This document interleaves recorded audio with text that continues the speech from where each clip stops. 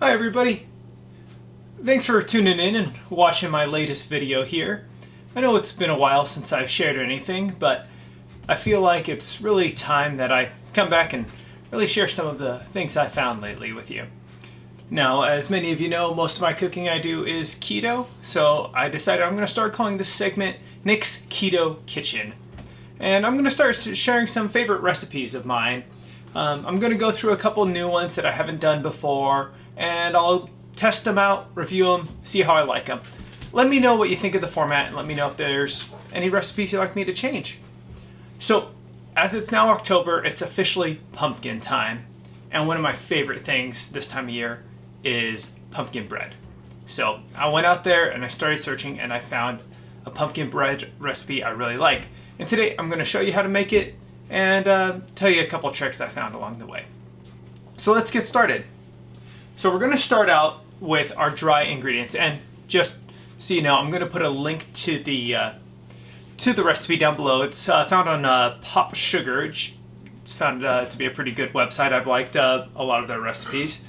So let's start out with some dry ingredients here, and this is going to use both a combination of almond flour and coconut flour. I find most bread and cake recipes really need the combination of the two. The almond flour creates a really nice structure, but it's really dense. The coconut flour is really fluffy and light, but can absorb too much moisture. So when you start mixing the two, you get a really good cake texture. So we're going to start with 1.5 cups of almond flour. As a standard, I use a super fine, this stuff you can find at Costco or Bob's Red Mill. Really normal standard almond flour works for me. I know some people insist on making their own, and those people are better than I am. So we got 1.5 cups of almond flour there, and then 1/2 cup of coconut flour. Now with coconut flour, it's very important to measure it carefully and don't go over, because it absorbs moisture so much it can throw off your recipe. Now we're going to get some baking powder and baking soda, 1/2 teaspoon of each in this.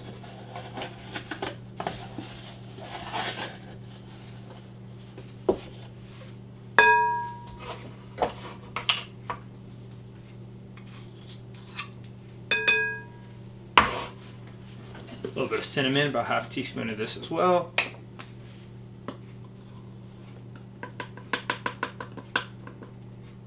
One of those things I go a little bit heavy on. I love me some cinnamon.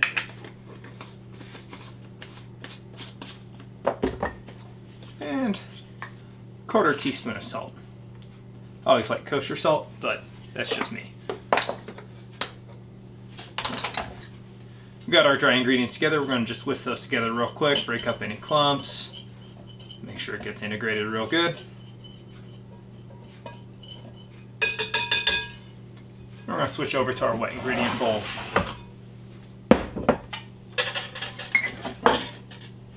And here we're going to start with 4 eggs, room temperature.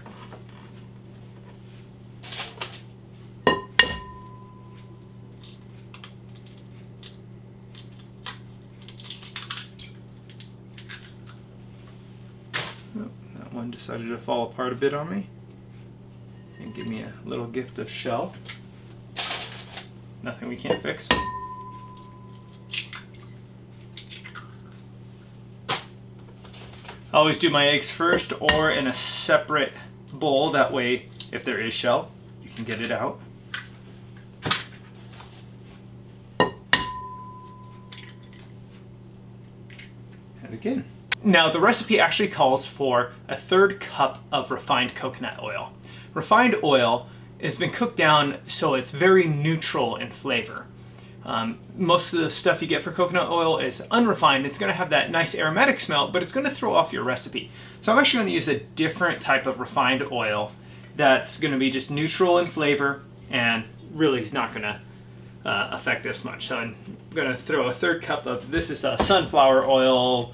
I've used safflower oil, and if you're not picky, you could just use a vegetable oil as well.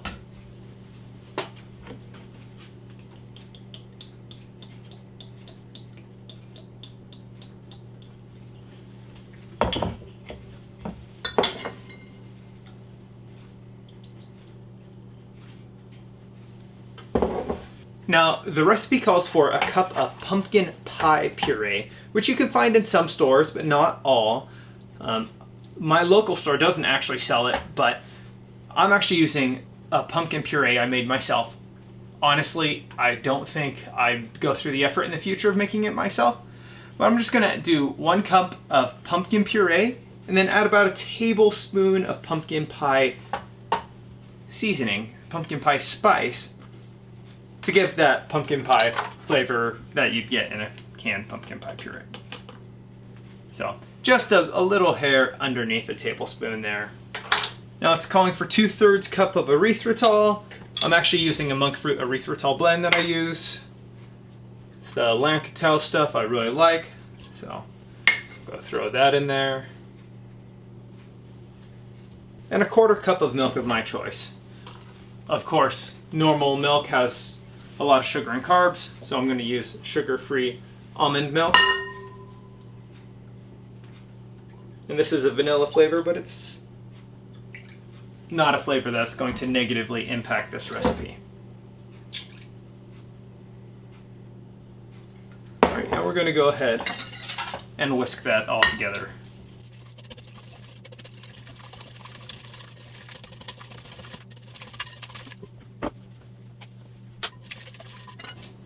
Now once we have this whisked together well, we're going to combine our wet ingredients into our dry ingredients.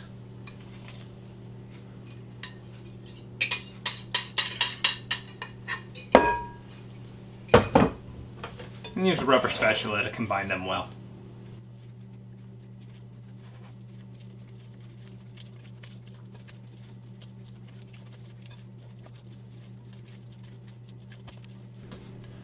Okay, now that we have all our ingredients combined, we're going to prepare a loaf pan simply by spraying it down with oil and adding a piece of parchment in here. It's going to make this much easier when it comes time to remove and cut. Like many keto recipes, it can be a little more inclined to fall apart when it's still slightly warm. So this will make it much nicer for us. So we're going to just carefully put that, make sure it gets inside the parchment paper. A mistake I've made a couple of times when trying to act too quickly.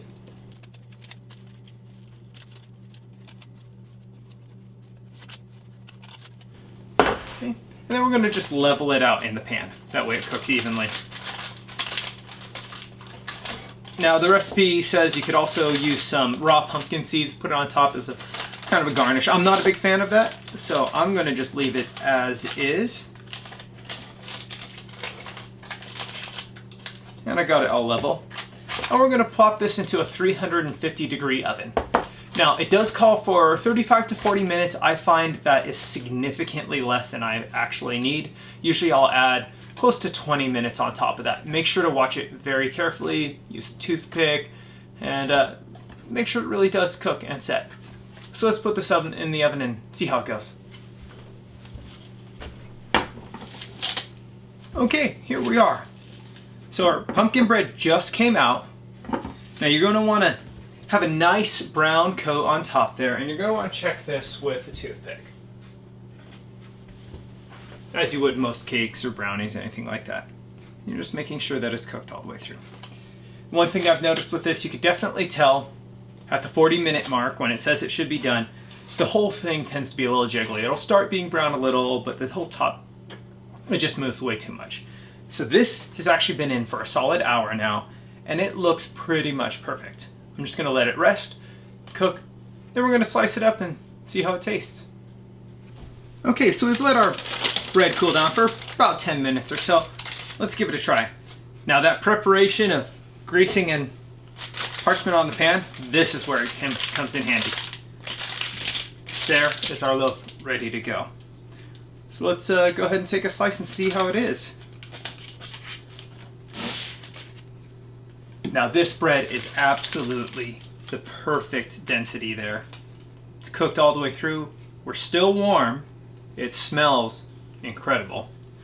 Let's give it a taste. A little bit of butter. Melts right in there.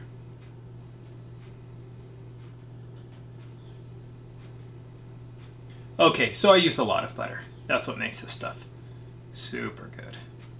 Let's give it a try.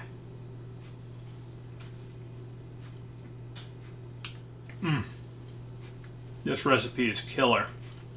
I 100% recommend you make this and just have it around all fall. It's not going to cause any harm just having this around. And as you could tell from the title of this, it is a keto-friendly recipe. I've had people try this and just be blown away that it's keto. They would have never guessed. It's full of flavor, it's aromatic, and the texture is right on. Give it a try, let me know what you think. Credit to the website where I got the recipe. I'm giving you 2 thumbs up on this one. Highly, highly recommend. Go check out other recipes that they have. If you have any comments for me, let me know what you think. Let me know if there's anything else you want to try. And I'll be back soon with more recipes for fall and for future. Thank you.